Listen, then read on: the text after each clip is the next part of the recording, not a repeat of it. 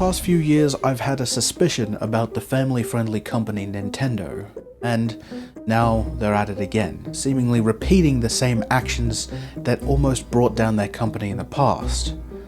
And this means that things are starting to fall into place for me. I want to go out of my way to state that this is simply an observation I've been making, one, as a fan of the titles that this company has created, and two, as someone who has been watching the movements from people between companies and into places of power.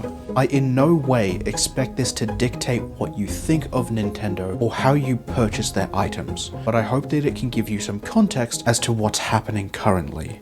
The reason I'm making this video is because of Nintendo's recent announcement to be releasing DLC for Pokemon ZA before the game has even been released. Now, Travis and I have been looking back on the Pokemon franchise as a whole, and what we've begun to realize is a slow progression away from the heartfelt stories and massive worlds into a far more soulless and money-efficient creation, and all of this links back to one major point.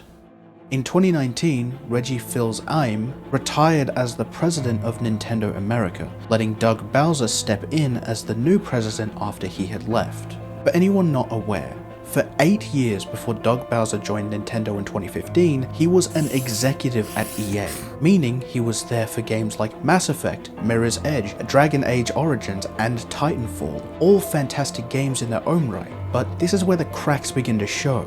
Doug wasn't just an exec. He was the head of global business planning. And during this time, we were also starting to see alleged horror stories of employee treatment after the initial backlash of Aaron Hoffman and the 2 class action lawsuits that were opened against EA, as well as receiving the Worst Company award by a group known as The Consumerist in 2012. And something else that also caught my eye was another article stating that EA were going to begin releasing DLC before a game's initial release. This all comes to a head because of multiple things. First off, as Reggie stated in an interview prompted by allegations of Nintendo's union busting, he said, "This is not the Nintendo I left," also mentioning the way they used to do meetings with employees and other attached parties, which doesn't seem to be the case anymore. Recently, Nintendo has also reportedly begun outsourcing customer support for the holidays, though this doesn't seem to be an expansion.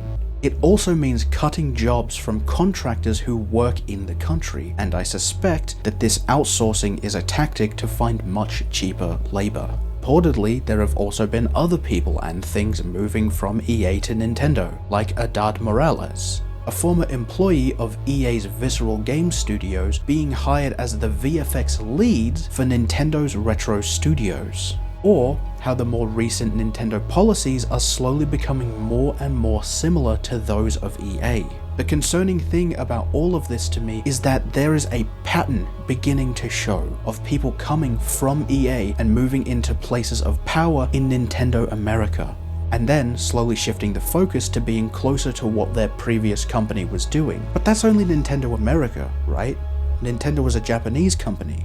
Why would this have any effect? This is the part where it begins to get a little more difficult to verify what I'm about to say. So until a source comes along that will actually tell us what exactly is happening, take what I'm about to say with a grain of salt.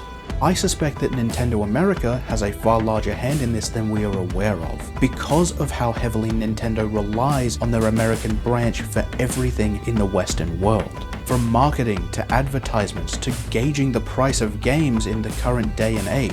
Sources say that Nintendo Japan is more interested in keeping the status quo, while its American brother is more focused on expansion, like how Reggie pushed for third-party titles to come back to their platforms. And to me, this makes perfect sense. Not only that we're seeing more and more EA staff work their way into the fold at Nintendo America, but also that we're seeing some of the same practices. From DLC being released before the games, increasing prices, privacy being less private, and it's only getting worse by the month. The disturbing part about all of this is, unlike Jacksepticeye or the game theorists, I don't have some grand plan or some movement that you can all click on and try to help with, because I simply don't have that amount of power. But what I can do is talk about this and try to bring it to your awareness so you understand what's happening with the things that you purchase. So if this video has managed to capture you, or if you agree with any of the things that I have to say, then share it with friends. Talk with them about the issues that you see, and don't just blindly buy into the next thing that they try to shove down your throat. But outside of all of that, I want to thank you all for watching. Keep an eye out for more of these in the future, and hey, maybe I'll start doing more of these if people are interested in whatever I have to say.